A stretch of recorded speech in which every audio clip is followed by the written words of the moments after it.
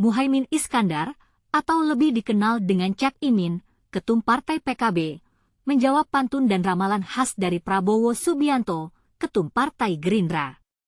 Dalam konteks ini, Cak Imin menegaskan bahwa persahabatan antara dirinya dan Prabowo akan terus berlanjut, sambil menyatakan bahwa Partai PKB akan mendukung pemerintahan Prabowo Subianto dan Gibran Rakabuming Raka.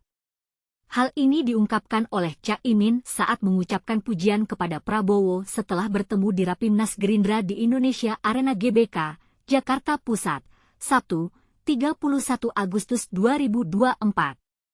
Dalam sambutannya, Cak Imin menyebutkan bahwa semua bangsa Indonesia ingin pemerintahan yang sukses, sehingga Partai PKB bermaksud untuk mendukung kesuksesan pemerintahan di bawah kepemimpinan Prabowo. Sebelumnya, Prabowo menyapa satu-satu ketua umum parpol yang menghadiri apel kader partainya, termasuk Cak Imin. Untuk Cak Imin, Prabowo menyampaikan pantun khusus dan keterangan mengenai ramalannya. 1-2 cempaka biru, 3-4 dalam jambangan. Kalau mendapat kawan baru, kawan lama dilupa jangan, kata Prabowo. Begitulah pantun Prabowo untuk Cak Imin, politikus yang pernah menjadi lawan Prabowo Gibran pada Pilpres 2024 lalu. Dalam konteks ini, penting untuk menekankan bahwa persahabatan dan kerjasama antara partai-partai politik merupakan aspek yang penting dalam proses pembangunan negara. Hal ini terlihat dari upaya Prabowo dalam mengambil kontak dengan para pemimpin partai, serta upaya Cak Imin dalam mendukung pemerintahan Prabowo.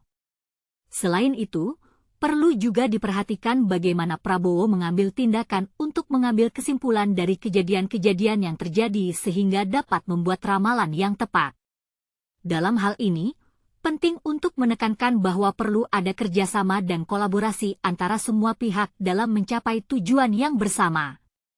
Indonesia merupakan negara besar yang memiliki banyak budaya dan tradisi yang berbeda-beda.